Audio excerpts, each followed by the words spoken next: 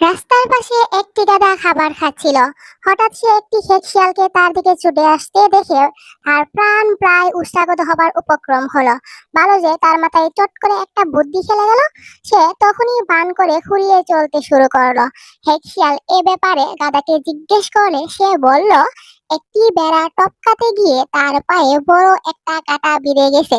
সে আরো বলল যে কাঁটাটি খুলে তবে যেন সে শিয়াল তাকে খায়, নইলে তার নিজেরই গলায় সেটা আটকে যেতে পারে। এহেন কথাই বিশ্বাস করে শিয়াল পড়ল ফাঁদে। গাধার পা নিজের চোখের সামনে তুলে ধরে কাটা পরীক্ষা করতে যেতেই গাধার জোর লাথি খেয়ে দাঁত কটা শিয়ালের গেল উড়ে। এক শিয়াল নিজের নির্বুদ্ধিতায় ক্ষুব্ধ হয়ে বলল, আমার বাবা আমাকে কসাইয়ের কাজ শিখিয়েছেন, ডাক্তারি তো নয়। জাত ব্যবসা ছেড়ে ডাক্তারি করতে গিয়েই আমার এই বিপত্তি। আমার উচিত শিক্ষাই হয়েছে বটে।